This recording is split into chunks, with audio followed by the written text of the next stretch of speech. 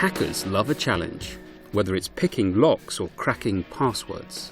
They like to figure out how things work and exploit their weaknesses. Hackers share this common mindset, but their ethics are as diverse as in any group of people, says Katie Mizouris, an ex-hacker turned IT security professional. As in every population, there is a huge range of ethical stances and persuasions in this industry.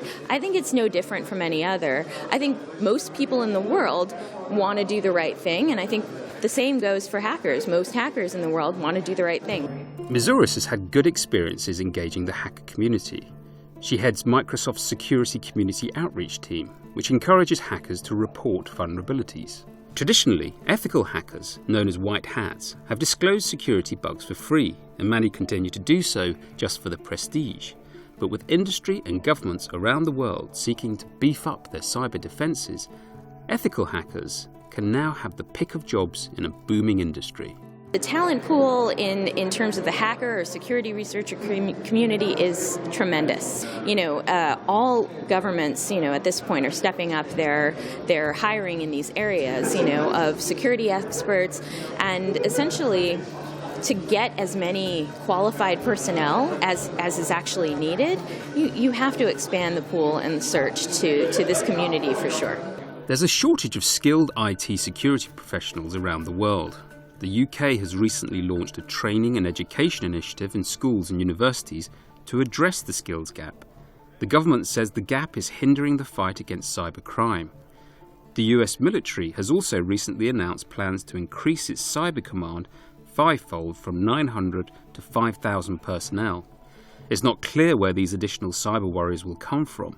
What is clear is that the military will have to keep an open mind as to whom to collaborate with. In order to have a defence, you need a much wider group of people with a much broader set of skills working for you than in the old days, of course, when we were talking about the man from the ministry with a set sort of identity. That's not the case anymore. Jim Manico is an IT security professional who works for a web security company and the non-profit open web application security project OWASP. His goal is to make cyberspace safer for everyone. He believes the best way to do this is through a practice called ethical disclosure. When you find a security bug in someone's product or operating system, the spirit of ethical disclosure, responsible disclosure, is to tell the vendor first in private, give the vendor a chance to fix it and push a patch of some kind live, and then tell the world about it. Now, these bugs are worth a lot of money. More and more so, these bugs are becoming of value. So other organizations may choose to buy these bugs and then sell them to the highest bidder. Or there's open markets for these bugs as well, depending on the severity of the bug. I'm more of a fan of ethical disclosure. My goal, again, I'm a defender. My goal is to help secure the world in some way, teach developers to write more secure code. It's in the spirit of ethical disclosure that Evan Booth likes to test airport security. Like all hackers, Booth loves to take things apart and repurpose them. He says he's built several dangerous devices with objects bought exclusively in airport shops next to boarding gates. The thought is that, if a law-abiding joker like myself is thinking about this stuff and is able to be successful with the implementation,